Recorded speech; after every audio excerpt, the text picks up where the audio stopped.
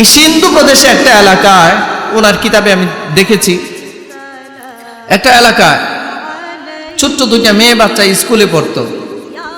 অনেক বাচ্চারা পরে, এর মধ্যে ওই এলাকাটার মধ্যে হিন্দু অধ্যুষিত এলাকা, এখানে হিন্দু মানুষের বসবাস বেশি। কোন মানুষের বসবাস বেশি? হিন্দু মানুষের বসবাস বেশি। এই হিন্দু মেয়েদের সাথে, বাচ্চাদের সাথে মুসলমানদের বাচ্চারা পড়তো, যদিও বা তারা সংখ্যা লঘু, আর সংখ্যা গরিষ্ঠ হচ্ছে হিন্দুরা। তো একটা হিন্দু মেয়ের সাথে মুসলমান ছোট মেয়েটার একটা ভালো সম্পর্ক হয়ে গেছে। এই বাচ্চাদের স্কুলে গেলে হয় না, সম্পর্ক হয় না, একটা সম্পর্ক হয়েছে যে এই দুইটা বাচ্চা একসাথে হোমওয়ার্ক করে। ওই তার বাড়িতে গিয়ে কখনো মুসলমান বাচ্চা তার বাড়িতে আসে, হিন্দুর বাড়িতে যায়, কখনো হিন্দুর বাচ্চাটা মুসলমানদের বাড়িতে আসে।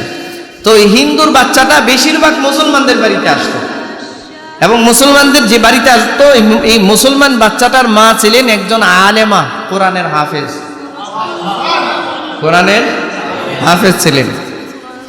তো তিনি এই হোমওয়ার্কের ভিতরে সন্ধ্যাবেলা ওই বাচ্চাটাকে, হিন্দু বাচ্চাটাকেও পড়াতেন এবং ওনার নিজের বাচ্চাও পড়াইতেন। বাইরের কিছু বাচ্চাও আসতো এই হাফেজ মহিলার কাছে কোরআন শেখার জন্য। হাফেজ মহিলাদের কাছে কোরআন শেখায় না, বাচ্চাদেরকে শেখান না, তারা ওরা শেখায় না। এই বাচ্চাটা কোরআন শিখত। তো আলিফ জবর আ, বা জবর, বলেন আলিফ জবর, বা জবর, তা জবর, সা জবর, জিম জবর, হ্যা জবর, এই যে এভাবে পড়াইতো। তো এই হিন্দু বাচ্চাটা পাশে বৈশা একসাথে যখন সব বাচ্চারা এরকম পড়ে, এই বাচ্চাটা, হিন্দু বাচ্চারা চিন্তা কি রে, এটা এইগুলো কি পড়ে, এটা তো সে জানে না, এটা তার কোনো সাবজেক্টও না। তো তার মিস কি গিয়া বলতেছে, ওই হাফেজা কি গিয়া বলতেছে যে মিস, আমি কি আমার বান্ধবীর সাথে আমি এটি পড়তে পারবো? বললো তুমি পড়বা এগুলো, তোমার তো পড়ার অনুমতি নাই, তোমার আব্বু আম্মু তো এটা পড়ার অনুমতি দিবে না, তোমারে তো পাঠাইছে অন্য কিছু পড়তে, এটা পড়ার জন্য, এটা আমাদের ধর্মীয় কিতাব। বললো অসুবিধা নাই, আমি একটু পড়ি, আমার ভালো লাগে, আমার ভালো লাগে, আমি একটু পড়ি তাদের সাথে। একসাথে বাচ্চারা সবাই যখন পড়ে, তখন কিন্তু আমি মাঝে মধ্যে যখন মাদ্রাসায় ক্লাস নেই, মানে বাচ্চাদের পাওয়ার বোল্ডেজ যদি হয় 5%, আমি যখন ক্লাস নেই তখন বোল্ডেজ হয়ে যায় অন্তত পক্ষে 20%। মানে একসাথে সুন্দর করে বুঝাইয়া বললে কিন্তু বাচ্চারা আনন্দ সহিত পড়াশোনা করে, ঠিক কিনা? তো এইভাবে পড়তেছে, আলিফ জবর, বা জবর, হ্যাঁ বলেন, জোরে বলেন, আলিফ জবর, বা জবর, তা জবর, তা জবর, জিম জবর, এভাবে পড়তেছে। এই মেয়েটা যখন এগুলো পড়া শুরু করছে, তখন এই হাফেজা মহিলা এই বাচ্চাটারে বলছে, তুমি একটা কাজ করো, তুমি ছোট মানুষ তো বুঝো না, তুমি বাসায় গিয়ে আবার এগুলো বলবা না, তুমি যে এগুলো পড়ো এগুলো বাসায় বইলো না, বললে আবার তোমার এখানে আসতে দিবে না, তুমি পড়তে থাকো। ঠিক আছে, বাচ্চাও বাসায় গিয়ে বলে না। আর ছোট মানুষ তো এটা খুব একটা খেয়ালও করে না। এভাবে আসতে যাইতে পড়তে পড়তে এই পরিবারটার সাথে এই হিন্দু বাচ্চাটার খুব ভালো একটা, ওই পরিবারের একটা ভালো সম্পর্ক। মনে রাখবেন, সাধারণ হিন্দু মুসলমানে ধর্ম নিয়ে কোনো বাড়াবাড়ি নাই। বাড়াবাড়ি করে কারা? যারা নেতা, যারা ধর্মকে পুঁজি করে, যারা ধর্মকে পুঁজি করে সাম্প্রদায়িক দাঙ্গা তৈরি করে রাজনৈতিক উদ্দেশ্য হাসিল করতে চায়, এরাই শুধুমাত্র মুসলমান আর হিন্দু বৌদ্ধদের ভিতরে সাম্প্রদায়িক দাঙ্গার সৃষ্টি করে, ঠিক কিনা ধরে বলে? কিন্তু মুসলমানদের সাথে সাধারণ হিন্দুদের কোনো ধরনের কোনো সমস্যা নাই। তো আসা যাওয়া করে, সুন্দর সম্প্রীতি আছে। এই মেয়ে আস্তে আস্তে বড় হয়েছে। এই বাচ্চারাও পড়তে পড়তে কায়দা থেকে চলে গেছে আমপাড়ায়। কোথায় গেছে এখন? আমপাড়া এটা কোরআন শরীফের অংশ না, কোরআন মাজিদের অংশ না আমপাড়া? আমপাড়া কেমনে পড়বে? তো ওই মেয়েটাকে বললো, মা এতদিন তো তোমারে পড়াইছি, এখন যদি তোমার এটা পড়তে হয়, তুমি তো এখন একটু বড় হয়েছো, একটু অ্যাডাল্ট হয়েছো, তোমার এটা ইমান ছাড়া পরে কোনো লাভ নাই। আপনারা বলুন, একটা লোক ইমান আনে নাই, লা ইলাহা ইল্লাল্লাহ মুহাম্মাদুর রাসূলুল্লাহ, এই কালিমা পড়ে নাই, কিন্তু প্রতিদিন কোরআন তেলাওয়াত করে, কি পরিমাণ সওয়াব হবে? হ্যাঁ হবে, তেলাওয়াত হবে। তেলাওয়াতের জন্য, তেলাওয়াত আল্লাহর কাছে কবুল হওয়ার জন্য প্রথম শর্ত হচ্ছে ঈমান আনা, ঠিক কিনা জোরে বলেন? ওই হাফেজা মহিলা বলল, মা তুমি যদি 30 পারা এই আমপারা যদি তুমি পড়তে চাও তোমার একটা কালিমা পড়তে হবে। বললো আন্টি কি কালিমা পড়তে হবে? বললেন যে পড়ো লা ইলাহা ইল্লাল্লাহ মুহাম্মাদুর রাসূলুল্লাহ, এই কালিমাটা পড়ো। এবং এটার অর্থ বলে দিলেন, বললেন যে আল্লাহ ছাড়া কোনো ইলাহ নাই, আর মুহাম্মদ সাল্লাল্লাহু আলাইহি সাল্লাম আল্লাহর বান্দা এবং রাসূল, এই কথা বলে দিলেন। কালিমা শাহাদাত পাঠ করাইলেন। মেয়েটাকে বললেন, মা তুমি কিন্তু এখন মুসলমান, আমার মেয়েটা যেমন তুমি এখন তেমন, তুমি এখন ইমানদার, তুমি আমাদের দলভুক্ত। কিন্তু সমস্যা হলো তোমার পরিবার পরিজন যারা আছে তারা সবাই কিন্তু হিন্দু।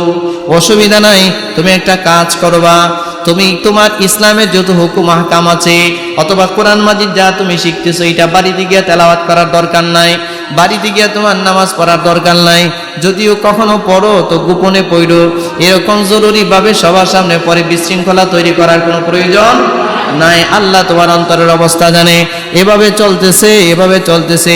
এই মেয়েটা মুসলমান, মেয়েটার সাথে আমপাড়া থেকে তেলাওয়াত শুরু করছে।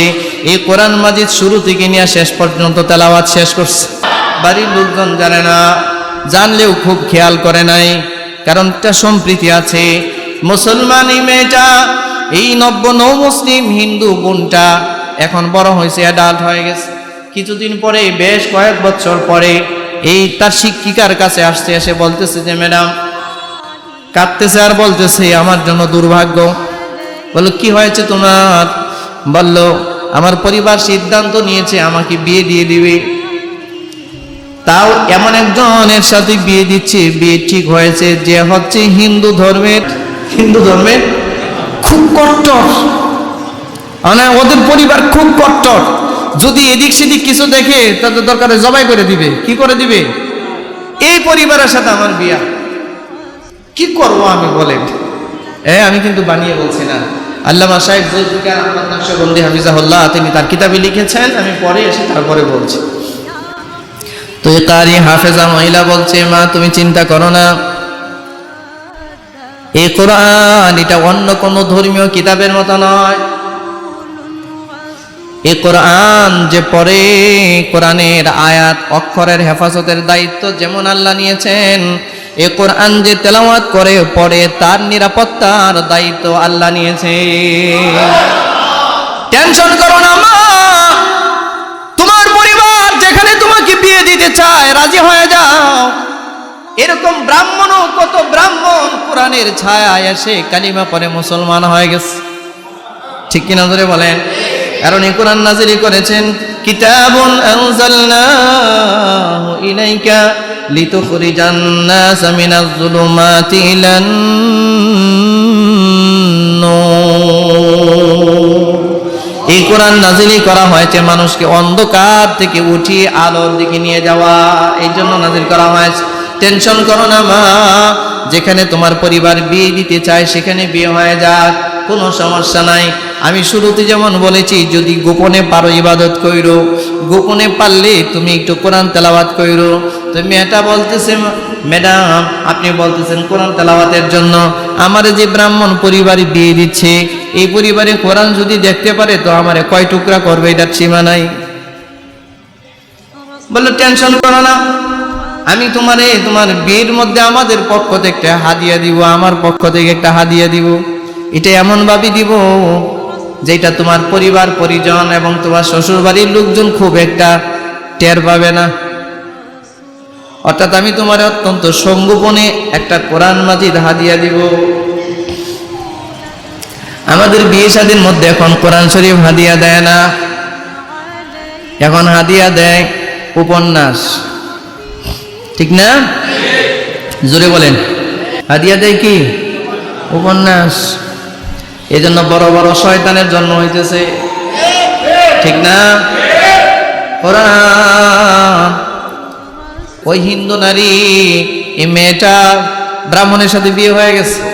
কার সাথে বিয়ে হওয়ার সময় ওই হাফেজা মহিলা ইনি একটা হাদিয়া দিলেন, কি? কোরআন মাজিদ হাদিয়া দিলেন। কোরআন মাজিদ হাদিয়া দিলেন, এমন ভাবে বাইন্ডিংস করে দিলেন যে এটা সচরাচর কেউ দেখতে পাবে না। আর বলে দিলেন, মা যাও শ্বশুর বাড়ি চলে যাও, স্বামী তোমার ব্রাহ্মণ, কোনো সমস্যা নাই। আমার ধর্ম বলে স্বামীর খেদমত করো, স্বামীর খেদমত করো। তোমার স্বামীর যখন যেটা দরকার তখন সেটা দিবা। জানো না কুরআন এত বিশাল বিশাল সম্প্রদায়কে হেদায়েত করে দিয়েছে, এত বড় বড় জালিমদেরকে হেদায়েত করে দিয়েছে। এটার অগণিত দৃষ্টান্ত কোরআন মাজিদে আল্লাহ দিয়ে দিয়েছে। মা যাও, ব্রাহ্মণের সাথে বিয়ে হয়ে গেছে, কোনো সমস্যা নাই তোমার। গোপনে যদি পারো ইবাদত করবা। যখন তোমার স্বামী অফিসে চলে যাবে বা কাজে চলে যাবে, তুমি গোপনে যদি পারো কোরআন মাজিদ একটু তেলাওয়াত কইরো। এটা বলে দিলেন। আর এই হিন্দু নারীটার বিয়ে হয়ে গেছে কার সাথে? কার সাথে বিয়ে হয়েছে? ছোটখাটো ব্রাহ্মণ না কট্টর ব্রাহ্মণ? খুব কট্টর ব্রাহ্মণের সাথে বিয়ে হয়েছে, সংসার চলতেছে। ওই হাফেজা মহিলা যেমনে বলে দিয়েছেন, এই মেয়েটা এইভাবে সংসার চালাচ্ছে। ভাইয়েরা আমার, মাস বছর চলে গেছে, বাচ্চা কাচ্চা হয়ে গেছে। হঠাৎ করে সামনে প্রকাশ্যে কোনোদিন কোরআন মাজিদ পড়া তো দূরের কথা, একদিন একক তো নামাজও পড়তে পারে নাই। গোপনে গোপনে যতটুকুন পেরেছে ততটুকুন করে। একদিন স্বামী কাজ থেকে এসে একেবারে অসুস্থ শরীর নিয়ে শুয়ে গেছে, ভালো লাগতেছে না, শরীর কেমন জানি চেহারাটা পরিবর্তন হয়ে গেছে। এই মহিলা মেয়েটা গিয়া বলতেছে, তার স্ত্রী বলতেছে, যিনি মুসলিম তিনি গিয়া বলতেছেন, কি হয়েছে আপনার? বললো, আমার যে কি হয়েছে আমি নিজে বলতে পারবো না, আমি শরীরে শক্তি পাচ্ছি না, শরীরে কোনো বল পাচ্ছি না, কোনো কিছু খেতে পারতেছি না, বমি চলে আসতেছে, আমার কোনো কিছুই ভালো লাগতেছে না। বললো, ডাক্তার দেখান। আপনার খেদমত করি, স্বামীর খেদমত করলেন। ডাক্তারখানায় গেলেন। ডাক্তারখানায় ডাক্তার দেখানোর পরে স্বামী বাড়িতে এসে মন আরো খারাপ। কি হয়েছে আপনার? বলে, মন আরো খারাপ, ডাক্তার বলে দিয়েছে আমার নাকি ক্যান্সার হয়েছে। কি হয়েছে? কার? ব্রাহ্মণের। কার? আমার ক্যান্সার হয়েছে। ডাক্তার বলল, ক্যান্সারের রোগী বেশি দিন টিকে না, আর আপনার যেই লিমিটের ক্যান্সার, এই ক্যান্সারের সর্বোচ্চ আপনি 1 মাস বাঁচবেন। কয় মাস? সর্বোচ্চ 1 মাস, এরপরে আর বাঁচা যাবে না। এখন স্বামীও কাঁদে, স্ত্রীও কাঁদে, বাচ্চাও কাঁদে, স্বামীর ভাই বোন আত্মীয় স্বজন সবাই কাঁদে। 1 মাস তার টাইম আছে, সে মারা যাবে। ডাক্তাররা বলে দিছে। এই মেয়েটা কোথাও শান্তি পায় না, স্বামীর জন্য কি করবে, কোথায় যাবে? দৌড়াইয়া ওই হাফেজা মহিলার কাছে গেছে, মনে আছে আপনাদের, যার কাছে কোরআন শিখছে। গিয়া বলে, ম্যাডাম এই হালত, আপনি বলেছেন ব্রাহ্মণের কাছে বিয়ে হইল, সমস্যা নাই, সংসার তো ভালোই চলছিল, আমার স্বামী তো ক্যান্সার ধরা পড়েছে, ডাক্তাররা লিমিট দিয়ে দিয়েছে 1 মাসের মতো সময় আছে, সে মারা যাবে। এখন স্বামী সারাক্ষণ কাঁদে, পরিবারে আমিও কাঁদি, সবাই কাঁদি, কি করতে পারি? ওই হাফেজা মহিলা বলে দিলেন, তুমি একটা কাজ করো, ডাক্তার তো ডাক্তারের কথা বলে দিয়েছি, তুমি একটা কাজ করো, যাও তুমি সূরা আলাম নাশরাহ মনে মনে প্রতিদিন তেলাওয়াত করবা, 1 গ্লাস পানির মধ্যে ফু দিবা, এবং কোরআন মাজিদে আয়াতে যত শিফাগুলো আছে সমস্ত শিফার আয়াতগুলো তেলাওয়াত করবা। তেলাওয়াত করে এই পানির মধ্যে ফু দিবা। তোমার স্বামীকে 40 থেকে 41 দিন পর্যন্ত এই পানিটা পান করাইবা। সুবহানাল্লাহ বলেন। যাও, ডাক্তার সময় দিয়েছে 1 মাস, আর আমি আল্লাহর কোরআনের হাফেজ, আমি সময় দিলাম 41 দিন। আল্লাহু আকবার বলেন। তোমার এই ব্রাহ্মণ স্বামীকে 41 দিন পর্যন্ত কোরআন মাজিদের আয়াতের শিফাগুলো পড়ে পড়ে, কোরআন মাজিদের সূরা আলাম নাশরাহ লাকা সাদরাক ওয়া ওয়াদানা আনকা বিজরাক আল্লাযী আনকাযা যাহরাক ওয়া রাফা'না লাকা যিকরাক ফাইন্না মা'আল উসরি ইউসরা ইন্না মা'আল উসরি ইউসরা فإذا فرغت فانصب وإلى ربك فارغب। এই সূরা তেলাওয়াত করে গ্লাসের পানিতে ফু দিবা, এই পানিটা তোমার স্বামীকে পান করাইবা। 41 দিন পর যদি আল্লাহ চায়, এই সংবাদটা নিয়ে আমার কাছে আসবা। প্রিয় ভাইরা আমার, এই মেয়েটা তার স্বামীকে গিয়া 41 দিন পর্যন্ত এই আমলটা বলে দিচ্ছে। অনেক মানুষের দুরারোগ্য ব্যাধি আছে, যায় না। অনেক মানুষের অনেক কঠিন দুরারোগ্য রোগ আছে, এটা যায় না। ডাক্তাররা নিষেধ করে দিয়েছে, সবাই তো নিষেধ করে দেয়, তারপরে এই আমলটা আজকে আমি আবারও বলে দিচ্ছি, একটু করার চেষ্টা করেন। যদি আল্লাহ হায়াত রাখে, শিফা রাখে, তো এই আয়াতের মাধ্যমে শিফা হয়ে যায়।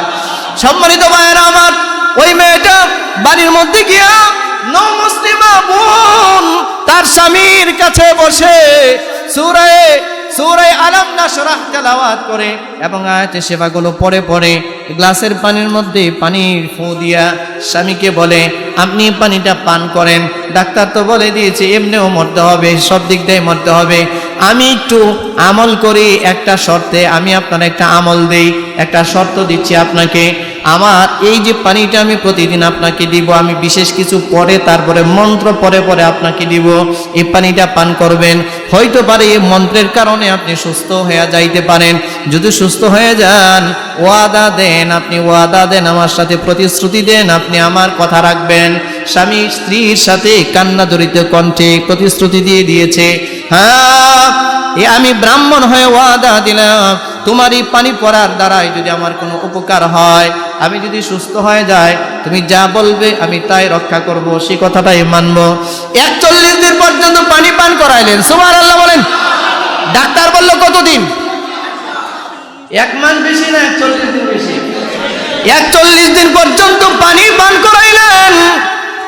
41 দিন পরে ওই স্বামী ব্রাহ্মণ তার স্ত্রীকে বলতেছে, কি পরে পানি দাও, আমি দেখি এখন নিজেকে সুস্থ মনে করতেছি, এখন ভালো লাগতেছে, আমার অশান্তি ভিতরে কাজ করে না, পানি পান করলে বা কোনো খাবার খাইলে এখন আর বমি আসে না। আল্লাহু আকবার বলেন।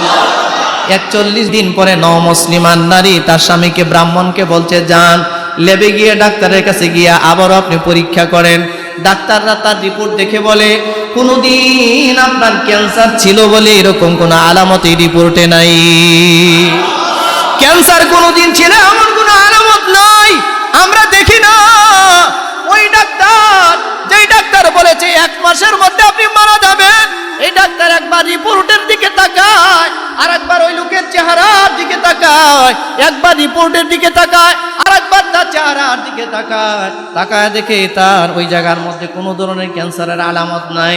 ডাক্তার বলতেছে, এই রিপোর্ট কি ঠিক আছে কিনা বুঝতেছি না তো, আপনার তো এর আগেই তো দেখলাম যে আপনার 1 মাস মারাত্মক পর্যায়ের ক্যান্সার, আপনার এটা কি করে সম্ভব হইল?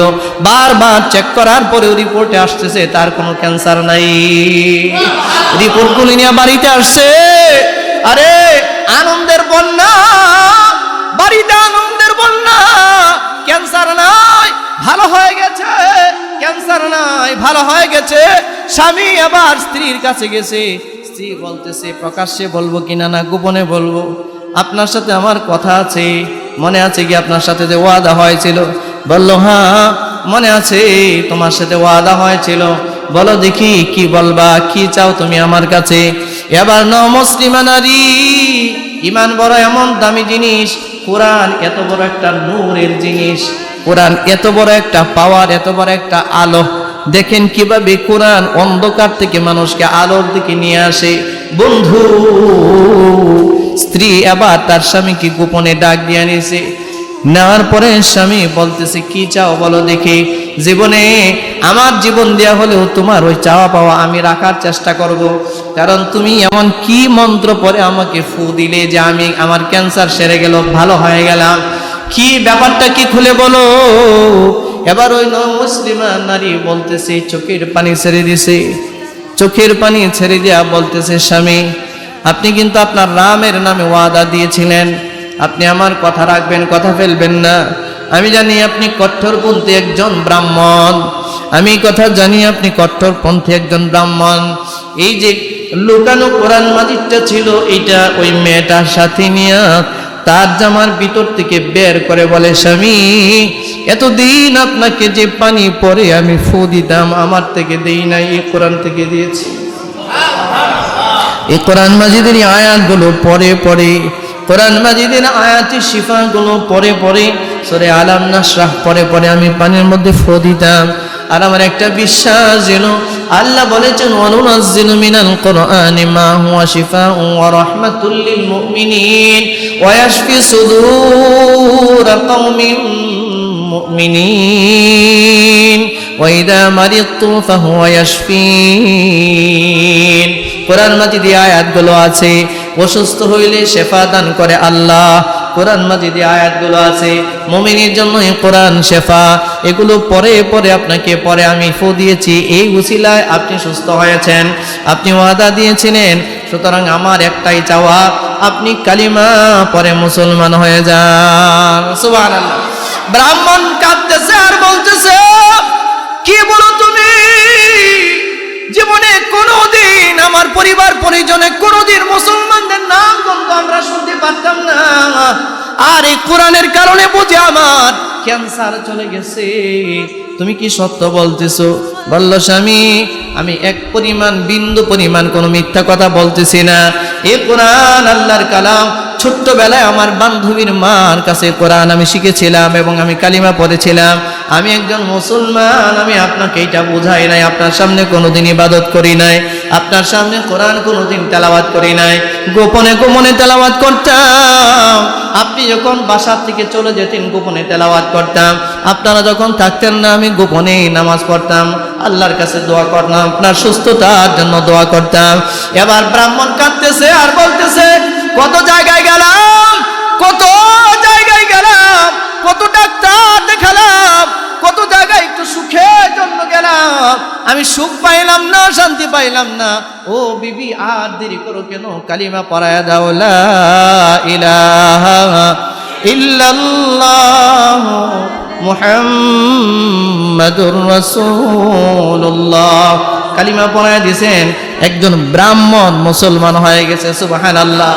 ছেলে মেয়েগুলো মুসলমান হয়ে গেছে, পরিবারের অন্যান্য সদস্যরা মুসলমান হয়ে গেছে। এই জন্য আল্লাহ তাআলা বলেন, আলিফ লাম